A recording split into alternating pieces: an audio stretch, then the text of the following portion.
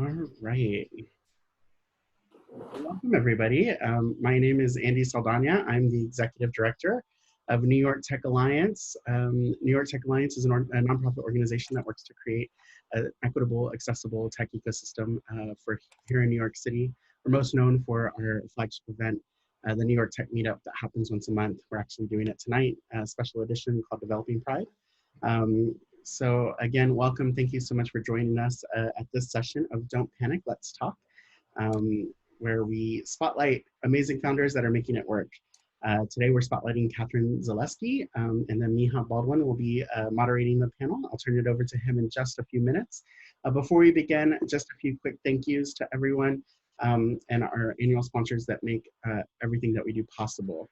And a few quick housekeeping notes. If you're on the call, if you can mute your microphone when you're not speaking, that would be fantastic.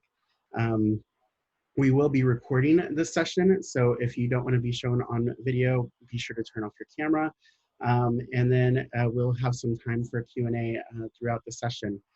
So if you have your questions, please be sure to put them in the chat window, or direct them to myself or to Micah, or just to unmute yourself when it's time for that piece.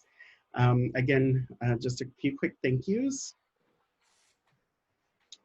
If you want to learn more about our organization and everything that we do, you can check us out at nytech.org. We encourage you to become a member, sign up, help us, support us, attend all of our events. Again, we couldn't do it without you, the community. A very special thank you to all of our annual partners who make the work that we do very possible.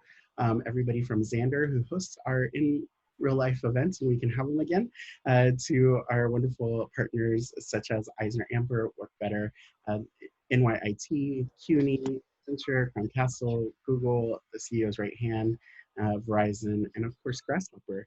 A very special thank you to Grasshopper Bank for helping us put this series together. They are a digital bank serving founders and their companies and the investors supporting them.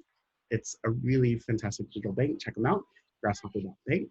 And Micah is there, so if you have any questions specifically, feel free to direct them to him. We have a number of upcoming events for New York Tech Alliance. The next one, again, like I mentioned tonight, is tonight. Developing Pride, we're celebrating queer founders and the tech they've created. So we hope that you join us at that event. It'll be really fantastic. I put together a really great lineup. Thursday, July 9th, we'll be having it's actually the wrong title, I'm sorry about that, but it's all about preparing for your next fundraise. So you can check that out on our website as well.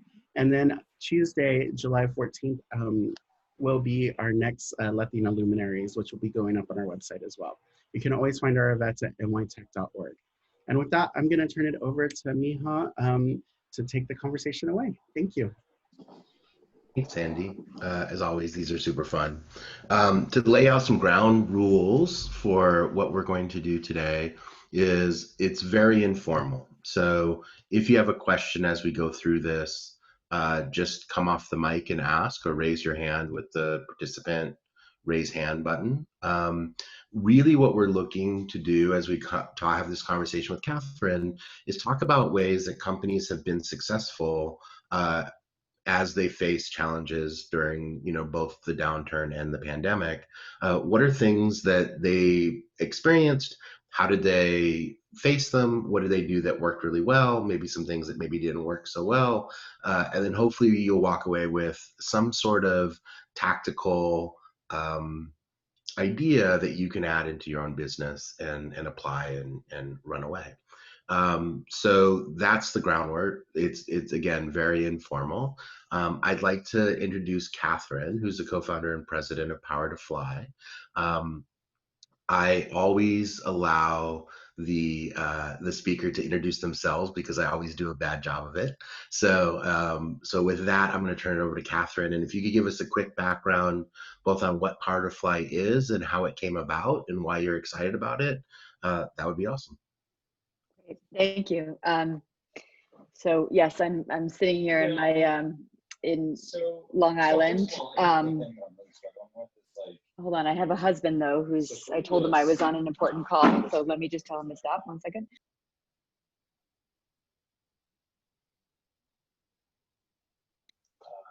Thank you. Okay, so I'm in the COVID cavity here in Long Island, and I'm swatting mosquitoes right now, so I apologize if that's distracting. I'm co-founder, president of PowerToFly, and we are a platform that really, we have about 280,000 profiles of predominantly diverse women, 70% in the United States, a marketing database of about 25 million women that we can reach out to. And we work with large enterprises and also mid-market and startup companies who are really looking to build diverse pipelines through virtual events and through different content campaigns. And then also with who want to focus on retaining the talent that they have through everything from listening circles to anti-racism training. And the reason I got into this work, and Brian Sergis is on the phone, which I was excited to see, is one of the attendees. So I worked with him at Huffington Post back in the day, is I had a career in media for 10 years, and I was the 6th employee at Huffington Post and went on to run digital at the Washington Post, which was like, you know, basically uniting two warring cities. So you had the digital operation in Virginia, and you had the newsroom in DC, and we had to bring them all together. You know, the digital team was basically the forgotten stepchild that had to ingratiate themselves with the print people. And obviously the world has changed dramatically since then. So I learned a lot about how to make your case within large organizations around change and inclusion through that process. But one of the other things that I learned when I was at the Washington Post was and the Huffington Post. And I also went on to be the founding managing editor of a company called Now This, which some of you might be familiar with as well for social videos. You know, throughout my 10 years of doing that, really realized that when you're hiring talent, you're trying to find the talent the day before yesterday, the day before you put up the job posting. Everybody uses like a spray and pray technique where they post jobs on job boards. And there are a couple monopoly job boards out there. And if you don't use a job board, then you use a referral network. Well, the problem with both of those avenues is they tend to bring people who are not diverse, who are not outside of your network, and they tend to be a huge waste of time, especially when the statistics show that 20%, the women apply to 20% fewer jobs than men do on job boards, et cetera. So, you know, we are a platform that enables people to host virtual events and really screen in large amounts of gender diverse and racially diverse talent. Right now, we're having an event with a company called Flexport. We had to reach out to about 40,000 women to get 300 qualified candidates in the room. So that's the kind of targeting work that you ultimately need to do. And that required over like 7 emails, multiple texting campaigns to go out and actually find the people that needed to be in that room based on their skill set. And it's a lot of work. It's about a 7-week project that our technology enables. But the reason I'm highlighting this is a lot of people say, I can't find enough diverse candidates. I can't. Well, it requires a huge campaign lift to do it. So that's me. So all your events have always been virtual? No, the hope was to always be virtual. So in 2014, we started as a remote company with the thesis that the world would be going remote over the next 20 years. And if we could capture the sliver of companies that you know, were remote, then it would be a very healthy business. It turned out to actually not be true, partly because there were companies hiring remotely, but if you look at how companies register the amount of diverse candidates they have, they want them in full-time positions in office. And so it was very hard to build a business when you were working with Facebook and Microsoft and places like that who didn't want to go remote yet. Now, obviously that's changed dramatically. So last year we did about 300 virtual events. If you think about, you know, daily live chats that we're doing as well. And then we did about 100 in-person events, but now we're doing all virtual and huge events now. We did one 2 weeks ago, and we had 40,000 unique individuals come to that alone. Wow. Yeah, our summit. How do you attract people to those events? So, I mean, there's a couple channels that we use. when you're putting together a major summit, you can rely very heavily, obviously, on the influencers that you invite to speak. So that's like a good way to get people to come in. You're sort of piggybacking on their influence and their social media accounts. Having a very, very large email database where you're inviting people, you can't, it's against CAN spam laws to obviously market an event to people who you don't have emails for. But one of the things we always tie to events are job fairs. And so every company that was sponsoring the event also had to post jobs. So when you can actually build data sets through data consortiums that allow you to connect with people based on jobs that they could be interested in, then that's actually like a value add service, and you can do that one-to-one. But it's complicated, like it requires systems and that really focus on one-to-one campaigning. Social media is not great. You can't refine, when you're looking for diverse candidates, that's actually very, very hard to define, to zone in on people based on gender and ethnicity and race. So it's technically illegal, obviously. So you're not, you have to, if you're inviting someone to something, you use other platforms as well. So is your primary channel then email? I would say the primary channel is email, and then organic Google as well. We built up we put a lot of effort into SEO. One thing I do want to say is, like, you can't obviously target based on race and gender and ethnicity. That's illegal for a lot of reasons, and so we don't do that. But you can reach out to broad groups off social. So I just want to clarify that. Got it. So and all are welcome. Yeah. So let's talk a little bit about when you got started. So you started the company in 2014. Mm-hmm. Is that right? Yes. So when you started the company, when did you know that you were onto something? Like, what was there, an occurrence, a thing you did? Oh, okay. Well, when did we know we were onto something? I would say it's been a huge struggle to know that we're onto something. I mean, it's like the one thing that I wake up every morning. This the history of entrepreneurship is, it's like 2 steps forward, 1 step back every day. I would say being onto something came probably at the beginning of 2017, when we changed the business model dramatically to an enterprise subscription model. In 2014, I did feel like we were onto something, which is a great feeling to have in 2014, because it gives you like this sort of enough delusion to go out and raise a lot of money and be able to sell a company that, you're going to then pivot a year and a half later because the business model isn't working. So the reason I felt like I was onto something in 2014 is because we had a lot of friends and family. No, I shouldn't say family. We had friends and also former business colleagues who were using the service to hire women remotely, and then their salary would come through us, so we would make money on the markup there. And so that business actually grew very quickly, because all our friends and people we'd worked with previously were like, "This is great. This is exactly what I need."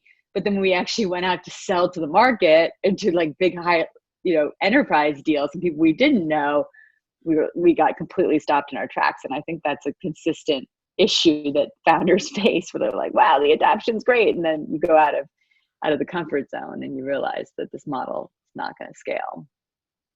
So yeah. So one thing that's interesting to me, cis white male, sort of old guy, watching all this change happen over time. Yeah. And when the Me Too movement happened, sort of the big eye-opening thing for me was that a lot of things that were considered to be normal or normalized turned out to be bad, right? Like ways of engagement, joking, things like that. How did it change? Did it change from when you were first talking to enterprise companies and big companies about the importance of diversity and having more women in the workforce? Did these movements change how people are thinking about it? And I guess the follow on to that is that, given now with the civil unrest and the movement that we have now around Black Lives Matter, is it changing again? So there's always been a desire for more diverse, gender diverse talent. This really did start around 2013, 2014, when a lot of companies, big companies like Facebook and Google, started producing diversity reports.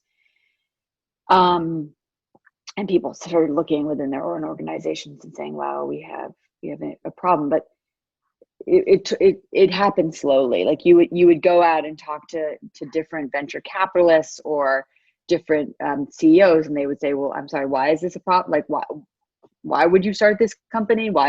Do people care?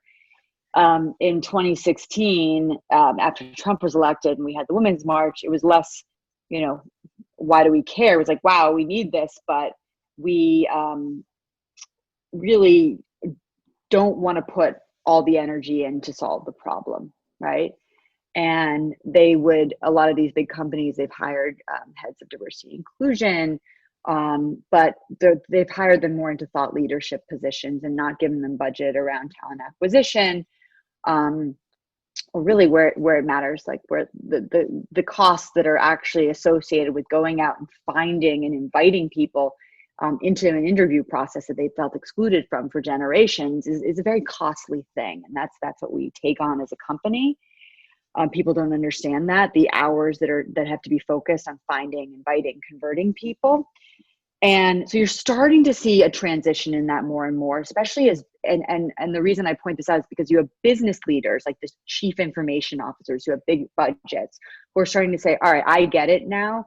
Like, this costs money. It can't just be something that's relegated to a thought leadership position, and I'm going to start putting my budget towards it. So that's happening, which is exciting. And I think that's going to start happening when it comes to anti-racism education as well. Like, for years it's been like, oh, well, let's let the Black people in the company, we'll go to them and ask them some questions occasionally and ask them to do free stuff for us.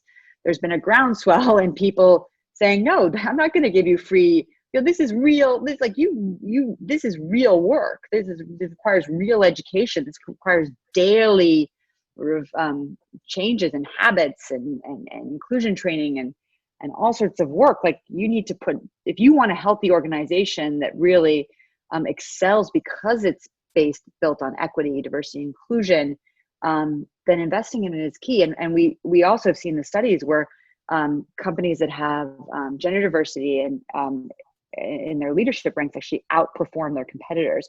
When you have ethnic and racial diversity in leadership ranks on top of gender diversity, like, performance completely skyrockets. So business imperatives are really key. And a lot of the CIOs, CTOs, COOs are seeing that now, and they're starting to see diversity and inclusion as not as a cost center, but as an ROI opportunity. And from a tactical perspective, I remember there being a stat told to me when I was building my last company, that if you don't hire, particularly in engineering, if you don't hire a woman within your first 10 hires, the likelihood of you having a gender diverse engineering group is lower. Are there tactical things that people can do in the early stages of their business to lay the groundwork for long-term integration of diversity and inclusion in the growth of their business? Yeah, I think some of the tactical things are looking outside of the standard startup mold of not saying, okay, we're going to do a startup in the model of we're all going to be in the same location. We're, the Silicon, like that TV show Silicon Valley was so funny because it sort of caricatured everybody living together in the same house, and then the girl came in and she felt very uncomfortable. One of the premises of our business was like, we're not going to be co-located. We're actually going to hire from anywhere, which will open up a lot of diversity for us in terms of being able to find women and men or whoever gender, like across the country and if not across the globe. So that's changing because remote is obviously something that people are understanding more and more, and we're being forced to do it, but a lot of people are embracing it for the long run. So I think that'll help a lot. I think, there is this sort of fear that if you don't hire someone who's who really seems very similar to you in the beginning, then you're not going to be able to build a great business together in the beginning. But I've actually found that to be one of the ways that so many startups crash and burn, is when you have that similarity where someone's not pointing out, giving you the feedback because they have a different life experience. So looking at diversity really as an additive and not something to be scared of is super important. Yeah, I mean, in terms of finding diverse someone to come in to your team, I mean, there's resource, like, we have remote job boards now that on our platform that are much cheaper than these larger hiring service campaigns that I mentioned before. Is your company fully remote? Oh yeah, it's been fully remote since day zero, and it's actually enabled us to not only really build around gender diversity, racial diversity, even though I feel like we're not strong enough on that front, but also just in terms of caregiving and having babies, like things you don't think about so much. I mean, that probably younger founders don't think about so much, but my co-founder and I, between the two of us, we have 6 children. She has 2. I have 4. Oh, sorry, wait, what am I talking about? I have 2. She has 4. So we both were pregnant at the same time for a little bit. It wasn't hard in the sense that, like, we didn't have to go back to an office and stand up in front of everybody every day while we were nursing. Like, we were able to keep going while we that part of our life kept rolling on. What do you think the biggest win you did in building a remote workforce? Like, what was the thing you did that has made it work, or things? Consistency. Well, okay, there's a lot of things, and I'm learning every day because there's definitely been mistakes in the past, and people should feel free to chime in and ask me. I'm a pretty transparent person, so I think the key, I mean, I've been asked to speak a lot about remote recently, and the key is really over communication. Like, we have, obviously we do a lot of stuff through Slack, but the team, I think one of the problems with remote is people are either all in or they're sort of halfway. They're halfway in. They like have part of their team is remote. We'd had this at Huffington Post, actually, where part of the team was remote and then the other team was in the office, and that just, it sort of sets the remote team up to fail in many ways because they never feel fully included. And then the in-office team sort of treats them like, whatever, why, it's too much trouble to communicate with you all the time.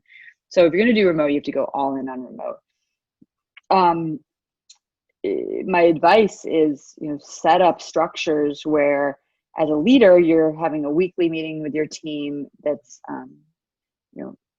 lines up your thoughts, what you're even afraid of, what's going on, what the plans are. Every week, have a leadership meeting every Monday.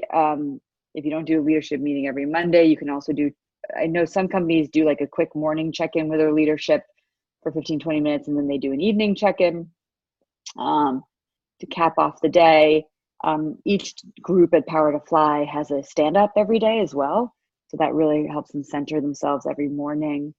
And, it's all about creating these spaces and communities that are virtual throughout the day so that people can feel heard and not isolated. And Slack does help with that a lot. And is Slack your primary tool? Yeah, definitely. What about video? Do you do a lot of video? Yeah, I mean, we're on Zoom throughout the day as well. And then for me, we use Zoom, or we use Google Hangouts is free. So yeah, and then some teams even have open lines where they like to work together if they're doing like projects that don't require like deep thinking. They'll sit there sort of on a party line. So we have a lot of that as well. Very cool. So as we said in the very beginning, super informal. If you have questions, feel free to come off mute or raise your hand. I will pause for 30 seconds to see if somebody has a question. If not, we'll just keep going. And I'll do this a couple times throughout the session. I'm curious, Usually, like how many, are there, how many, I know Brian's a founder. Who else on the phone on the call is like running a team remotely? yeah, normally it's a pretty good mix. We get mostly founders in the group. How many, is there anyone in the group that would like to talk about their experiences with remote or tip or tactic that they've used to make remote work well? And if not, we'll just keep going. I'll chime in. This is Amanda. Okay. I had an experience recently, and was related to COVID because that's when everyone was sort of forced to work remotely. But we are looking for ways to have shared experiences. So we're all on Zoom, and we sent cheeses and beers around to the group, and then we had on video tasting where a cicerone came and discussed all the different things with us. And I thought it was a really nice way to have kind of the community type happy hour, and feel like it was fairly informal, but still kind of feel like you were all there together. I would be curious to know, since you've always been remote, if there are any major changes that you've seen since everyone has kind of been forced to move remotely. Is there anything that you've changed tactic-wise? That's great. How many people are in your company? Well, I am a consultant, so I was working with a team. I think there were maybe 8 people on the call, which I would say is probably like the maximum for one Zoom call. It can get a little bit crazy, Yeah. but it was still really nice. We all kind of went around and talked about our favorite combinations and stuff. It was good to have something specific to discuss as opposed to just getting on the phone and kind of talking randomly. It was nice. I love that. For what's changed for us is before it was impossible to get the entire company together at one time because we were doing a lot of travel, and we would be meeting up in person at different events around the country that we'd be hosting on behalf of companies. So in a way, it's like the Zoom engagement has been so much stronger. I didn't mention that we do call every 3 weeks called TGIIF, which sounds cheesy, but it works. Thank God it's Inspiration Friday. And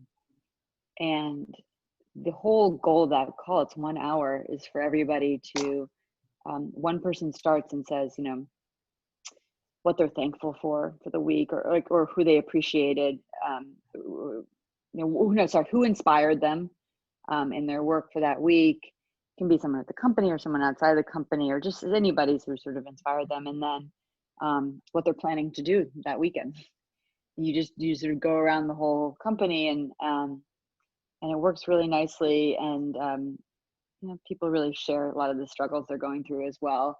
And it sort of makes everybody gets people. Love that. I feel like it made everybody fun. Yeah, so that's great. And then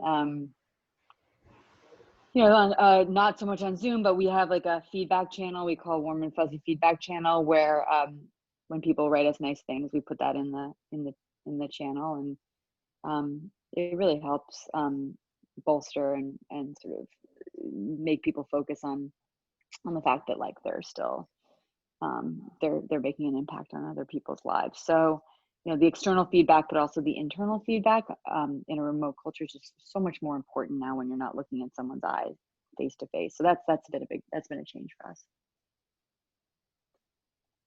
Nice. Thank you.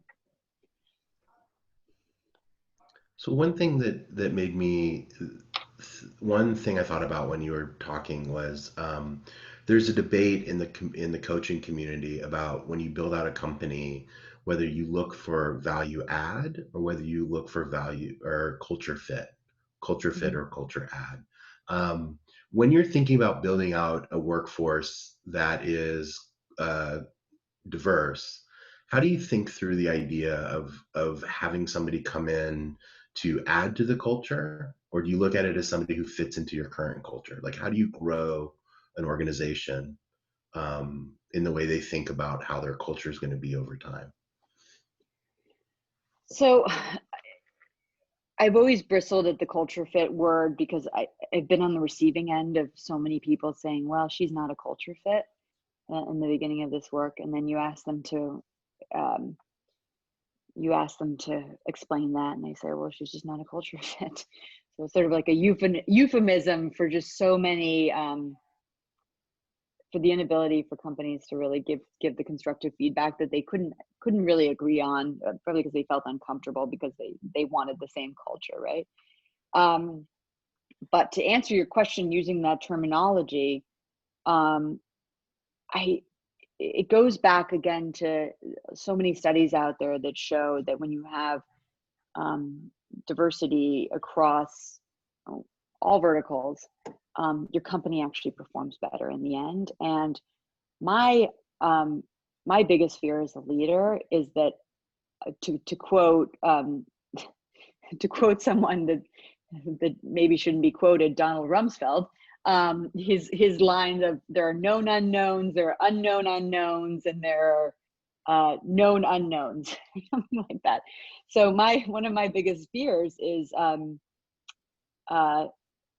the unknown knowns, so that I'm walking into a situation as a leader, and you mentioned this earlier with me too. It's like I need people around me who have had very different life experiences than my own to say to me as a leader, especially in this business, like, no, that's not, that doesn't sound right. That approach is not going to make sense for this group of people because of this experience. And so just inadvertently, because of who I am and my background, I have blinders on. And so it's very dangerous to run an organization if you build it based on culture fit, because you put yourself in that trap consistently. Now, if I think sometimes we muddy the waters by saying like culture fit and work ethic are tied together. Like we use, work ethic then gets tied into culture fit, when really when you're evaluating someone on something like work ethic or productivity, that shouldn't be in the culture fit bucket. Obviously, you want to add people to your organization that are consistent with your organization when it comes to work ethic and those other areas. Do you think that how do you teach a desire for culture add? How do you teach a desire for culture add? Yeah. I think vulnerability of the founder in many ways, like getting on a call, and it took me a long time to get there, because when I started the business, like we got a lot of great press, and we we were like these female founders who were out there, and so when anybody would sort of be like, would criticize or not criticize, just even give us feedback, it was like, well, everybody says we're doing a great, like, look at the press, all this stuff. But the way that I've had some hard lessons in the last couple of years too, the way I've reacted to certain people, and part of that, and so those hard lessons have really been gifts as well. And I've taken those hard lessons to the team and said, like, this really hurt me personally too, even though this person was going after the business, but they were also going after me as a founder. And one of the reasons, I got into this situation is I tried to go it alone based on my life experiences. And if I had gone to, to talk to people who were different than me about this, then we wouldn't be in this situation. The whole company wouldn't be in this situation. It's interesting because I think about a few things. One is I worked at Amazon for 4 years, and in my time at Amazon, when I started there, I had sold a company in 2014. So I finished about when you started, and decided I wanted to work for a big company because I never had, and I wanted to see what it was like. So I went to work at Amazon, and I was there for a good chunk of time.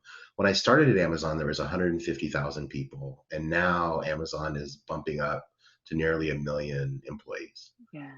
So, in that, I guess, 5-6 year period, hiring was, fast and furious and constant. I did probably 100 interviews in my time there of prospective employees. Mm-hmm. And startups sort of face the same thing very often when they're in hyper growth mode. They're looking to hire. And you made the comment that, when you put a job description up, it's because you wanted to hire the person yesterday. And there's this pressure to hire quickly to build your team out so you can just get back to building, or you can build faster. How do you integrate the importance of a diversity in your hiring when speed seems to matter and the pressure you're getting from your investors and everything else is coming as well? How do you take the time to do it? Because everything that you said is that the biggest barrier, other than people being reticent to it, is that it takes time. You had 40,000 people you reached out to get 300 people in a room. How do Right. you prioritize that time, or get that time to become a priority? I think if you're going to get the real results, if you're going to get a funnel of 300 qualified women for technology positions in Seattle, this is what this event is for. It's next to impossible to do it in-house. Like, if you're going to make that commitment, but obviously these are bigger companies that they can go through 300. Hiring the people of your organization are the most important people, and part of the problem here is that leaders need to make bigger investments in their hiring functions, and understand that so much of this work is around like campaigning to the right groups of people who are not going to come to you on their own. And I gave my background too, that I was in media, and so much of the media, like building audience in media, is applied to building the right pipelines of talent. So, I mean, I wish I could give an answer and say like, oh, you call 10 friends and then they call 10 friends, but it really is a lot of work. And yes, if you start, there is truth in the fact that, if you do start making more diverse hires, then they will bring in, then you have a network there that could be helpful to you. So that's one way that can be helpful. But you do see that the churn, like the retention rates, with that if the organization isn't built to be inclusive because you're the only diverse hire, then retention rates are often a struggle for people often don't stay. So I really think that if you want to get it right, it's about making an investment in day one, and you're in the people part of your organization, which really will save you money in the long run. Like we've made a lot of quick hires in the beginning when we had a lot of cash, and I really wish that we had slowed down and thought, or not even slowed down. It was like we had applied a lot of the tactics and tactics is sort of a dirty word, but if we'd applied a lot of the procedures and the programming that we use now to bring in the right pipeline, we would have saved money in the end. So, How does a company benefit by, because you talked about media, so I think about media as a little bit of branding as well, right? yeah. How does a company brand itself as being inclusive, or putting that out as a priority? Like, one of the things that I find interesting about Grasshopper is we're very focused on diversity and inclusion as part of our mission, right? We want to Right. provide access, and I don't mean that as an ad, but we also want to bank folks that need banking, right? So they don't necessarily have to be from a world Right. of a diverse world. So how do you balance that in your marketing message, that this is part of your mission and it's important, but then you don't get pigeonholed, I guess, as only working with women and founders of color?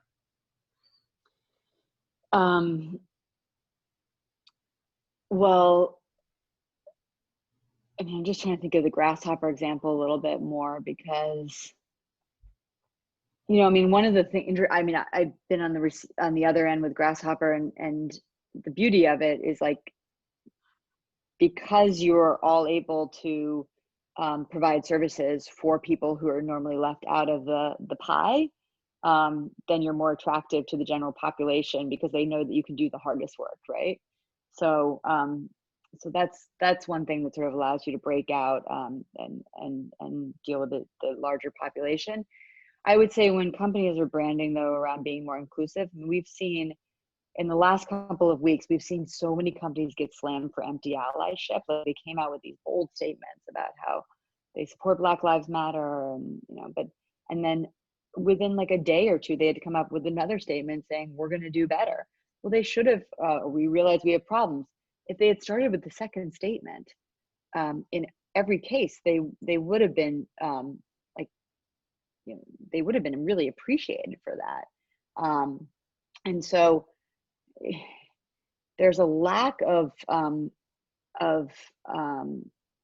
just, I would say, I think in many ways around the diversity and inclusion conversation, a little vulnerability does help. I know I sound like Brene Brown here, but this idea that we have so many companies will go into talking about how perfect they are on this front, and it's just such BS. Everybody knows that there's like really are very, very few companies out there that are getting this right.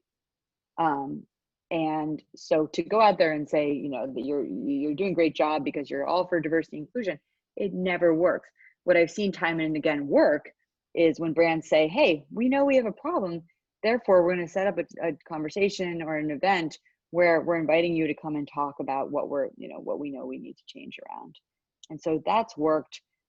That's what, in my experience, diverse women have responded to and said, all right, I'm interested in talking to this. Because if you send something out saying like, Microsoft is having an event about, all they're doing on diversity and inclusion, you get like 300 emails back from women being like, this is bullshit. I've been around Microsoft for 30 years, not happening. But you get the opposite if you send something out saying like, they're trying to build a more inclusive and diverse culture. They would love you to come and hear what their plans are. Totally different response. And so it sounds like the right answer is through action, right? Like a company just doing things is more important than a company talking about things. Exactly. Showing that you're trying. And I think I was thinking about we have reviews on our site through a third party, and someone was like, should we do our own reviews? And not on how great the company is or how bad the company is, but on what they're actually doing to make, what a review on their efforts. And can a company tout their efforts? Can a company tout their efforts? Yeah, definitely. And we have to also be like, that's where numbers help as well, but reading the numbers the right way. I saw one company get really slammed the other day for going from 2% Black engineers to 4% Black engineers. And it's a tiny, ridiculously small number, but they doubled, they were able to double it. And so you have a team of like 150 people at that company working on diversity and inclusion because it's such a massive company. And so looking into what's working and even celebrating that in certain cases, I think it's helpful for the larger ecosystem there versus the knee-jerk reaction that I saw a lot of people do, especially in this space, was just say, oh, this is bullshit, blah, blah, blah, blah, blah. Like, yes, the numbers are still too small, but at the same time, we can't have this psychology where, you're damned if you do, you're damned if you don't. Others will never get anywhere. Yeah, and do you think that it's valuable for a company to have a head of diversity and inclusion, or is it something that could be integrated into the company as it's built? I think it's valuable. I definitely think it's valuable to have a head of diversity and inclusion, someone who's guiding a lot of the principles. But I would say that if I were starting a company, I would have someone who had a real budget around hiring and retention programming, who had that title. So they were also in charge of the programming. So let's talk about retention for a bit, because I think you've brought that up a couple times. That if there's one diversity, quote unquote, diversity hire, then that person's probably not going to stick around because they're not going to feel included. What types of things can a company do, a small company do, to help retain employees overall, and specifically company, diverse employees? So, I think one of the things you can do is just listen and be attentive and really understand the person's experience, and also if they're at your company and they're the only person at your company who looks the way they do or is from that background, they're there because they probably want to be part of the mission, or they believe in the greater good of the company. And so really making sure that you're never making them feel tokenized or like the other, but you're also there to listen and elevate their voice when they feel like they're being unheard or they're being talked over. Is very important. And then also to just reaffirm that that it's a problem, that the company needs more diversity, and to show again that effort and that awareness. There's a company here in Seattle called Texio, Yes. which I'm sure you know of, that thinks about the language being used in job descriptions to sort of make them more inclusive in general writing, but they started with job descriptions. Are there things that people should be thinking about when they're putting together their job descriptions and the job itself that would make it more attractive to a more diverse group of people? Yeah. So one thing to be clear, and we work with Textio, and they just were in our career fair and everything. So great company, and Kieran's great. I want to reiterate though that the problem that we're trying to solve is like at the top of the funnel, where we think the jobs descriptions don't even work in many cases, because so many diverse candidates have been turned off from companies for generations of reading a job description, which is not inclusive, and then applying to a job and being sort of run through 4 different interviews and then being told that you're not a culture fit. So the reason we start with events first, and the ability for people to come in and engage with companies and see how they're changing, is to then, ultimately they will go and apply for that job down the line.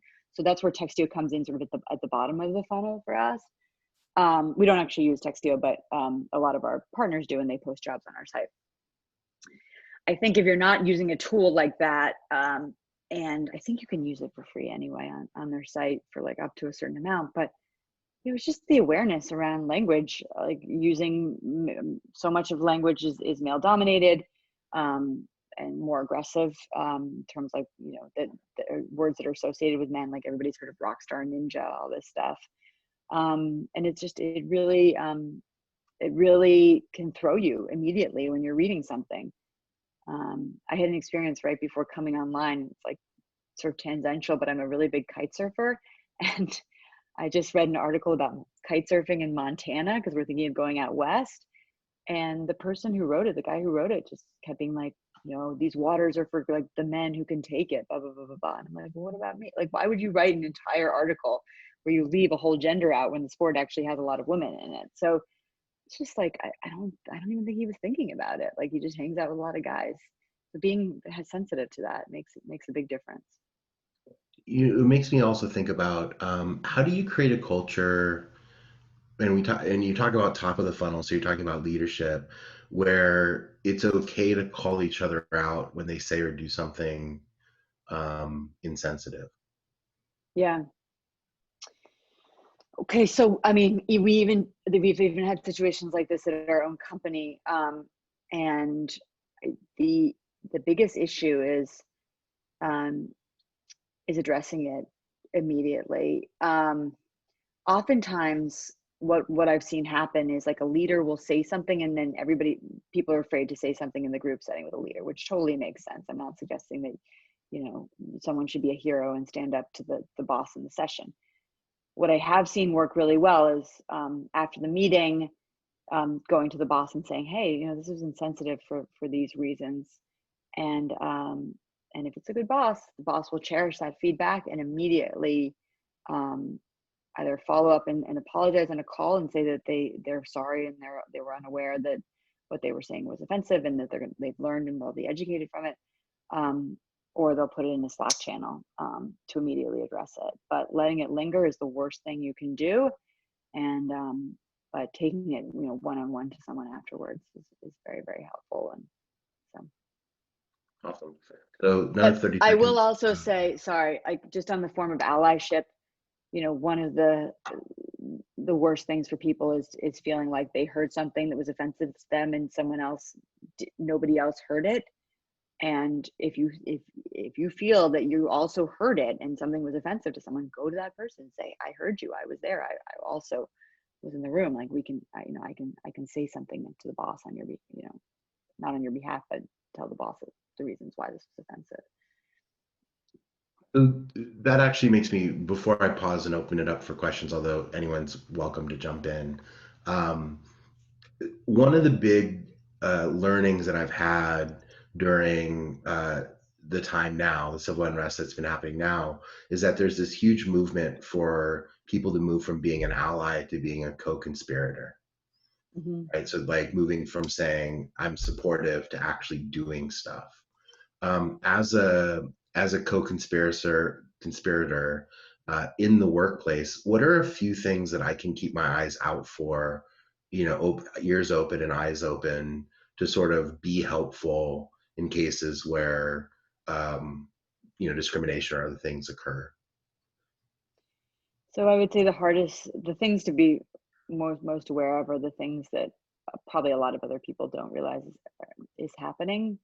And if you read Abraham Zandi's book, he doesn't like the word microaggression because he doesn't think there's anything micro about constantly dismissing Black students or not calling on them. He thinks that's sustained abuse. So when I talk about when you look at how someone is being treated every single day, are they being dismissed? Are they being interrupted all the time? Are they not being evaluated properly for promotion based on factors that have nothing to do with their work? And acknowledging to them that you see that first, and then also being a co-conspirator by going to the boss and saying, I want to lay out sort of I see a pattern here where this person is going to leave because of these reasons, and I think you need to go address that with the person. So it's the small things that make a huge difference. Thank you. Questions from the audience? I have a few more as we get close to wrapping up.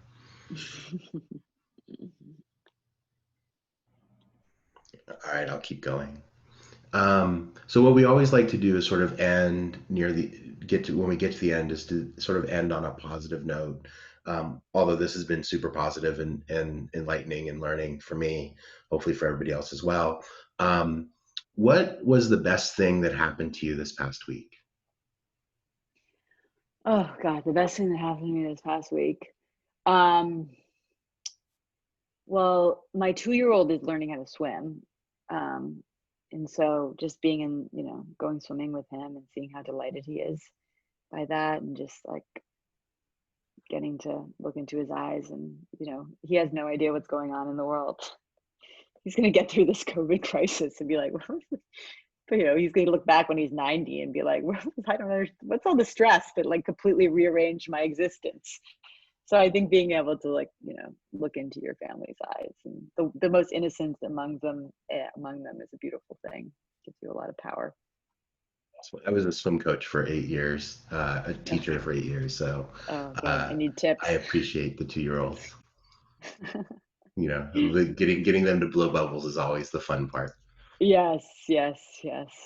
Are you singing Wheels on the Bus? Yeah, we're singing Wheels on the Bus. We got London Bridge is falling down. Yeah. That's awesome. If people wanted to find PowerToFly and get involved, how would they do that? Yeah, so membership is completely free. You can join all the live chats. We do a couple a day now. If you want to hire through PowerToFly, you can email Katharine with 2 A's at powertofly.com. I just sent it to Andy. You can also email answers@powertofly.com. Happy to give anybody a demo. And if you want to speak in one of our live chats as well, you can email me directly at Katharine@powertofly.com. We're always looking for subject matter experts to speak around these topics as well and share their experiences. Awesome. Well, thank you so much for the time. I know that it was enlightening for me, and I very much appreciate it. With that, I'm going to turn it back over to Andy. Great. Thank you. Thank you, Katharine. Thank you, Miha. A very great conversation. I really enjoyed it. Again, thank you to everybody who joined us today.